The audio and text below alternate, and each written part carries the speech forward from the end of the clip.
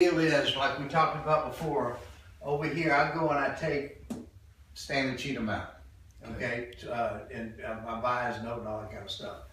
But over here, I don't know how much he'll put in there, you know. But if I'm looking at getting the Broussard property and Cheatham and all that stuff, and then put the investment in for whatever developments, I told him that it could be somewhere between $50 million and $100 million deal.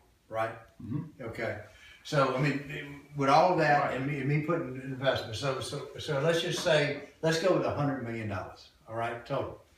Okay. Now this is separate. I've already taken out Cheatham for the $1.1 million or whatever that is, like we talked about. This is assuming you haven't actually done it. Well, Okay. Yeah. So, okay. We've been racing stuff here. So yeah.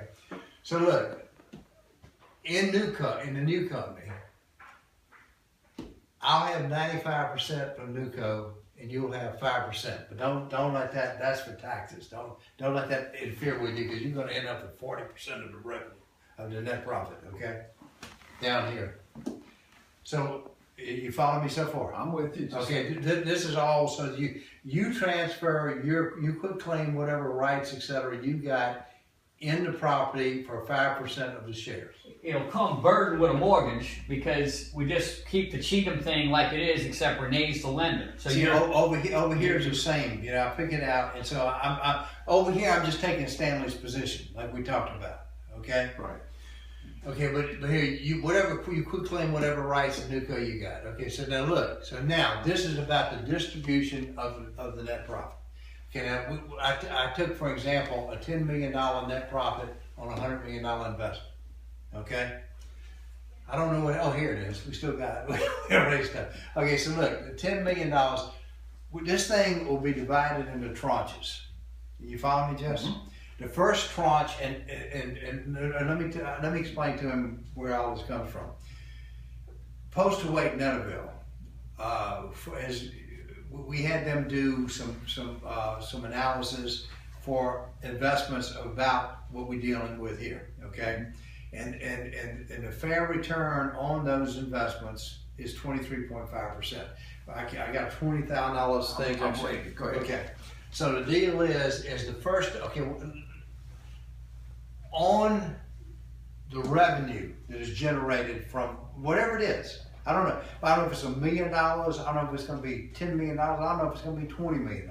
Okay. This is just an example. If it's a $100 million investment and you make 10%, you'll have $10 million in revenue to divide up. Okay, so whatever it is, Jess, this is how the tranches will work. The first tranche is that 23.5%, which the first tranche, 1T, 23.5%. That goes to me with $2,350,000. All right. Now, this is what I've been explaining to them, and I try to explain to you. This is the fairest thing I could come up with. Okay.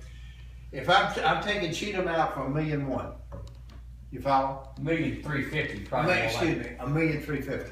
I'm taking Cheatham out for $1,350,000. That equates to $5.79 a square foot.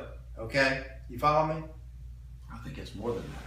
Okay, well don't do it right now. We'll do it because we've just been struggling. Yeah, don't let us forget to ask you how much we need to write a check for to Cheatham. We need to help us figure that out. So that way, if he tells us a number, we'll know if it's full of baloney. Whatever it is, it doesn't matter, because you believe that the fair market value is $14, and if it's not now, it should be, and it's down the road. Okay. And so this takes care of that. So you don't have to wait. Don't have to wait 2 years. We can do stuff immediately. Okay. The difference between whatever we pay, we don't care what we pay. Okay. Whatever we pay to Cheatham and the $14, we calculated here on this one is about $2 million. So if those numbers were true, if he's only paying, he's not really buying the property, but the investment, that 1.1 or 1.3 million, whatever it is, would be $580 a square foot. You think it's worth 14.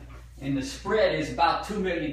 So what Renee's getting at is he wants you to get a percentage of that next $2 million to validate that you were right.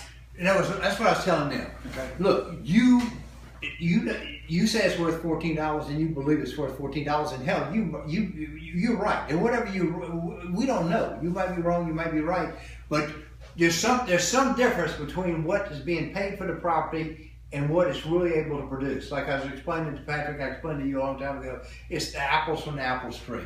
Whatever this thing produces is what the property is really truly worth. Okay, so this is a way that I came up with to give you that. All right. So here we came out with $1.9 million.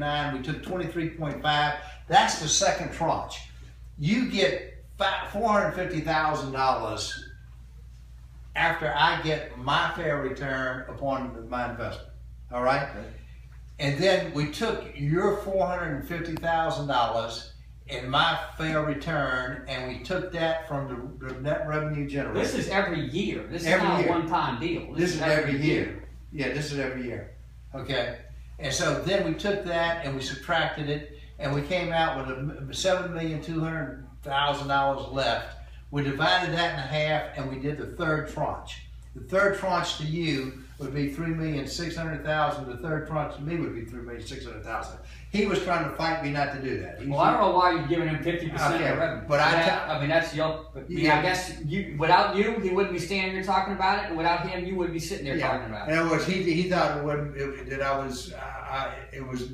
that I was being too fair to you. Okay, but the deal is that so you take your $3.6 million, you take your $450,000. Here they are from a previous calculation. It's still about the same number. It's $4 million. So you get $4 million, and that turns out to be 40% of the $10 million. All right. And so it's not quite 50%, but it's damn close. So you're getting 40% return without any investment or risk of money. Now you could argue that you are putting up $2 million. You could argue that, but you know. The only thing I know is I believe in that whole 20-something acres to be beautiful, and this is the man that can make that happen. How to get from there to there, I don't have a clue. And I don't He's got the best shot that I've seen. If anybody can do it, he can he's do it. probably over generous in this. Okay, But what more importantly is, what can you do to the property to make the value of it? Because as he said all along, it really gets down to just a couple of issues. I got to survive with some funds.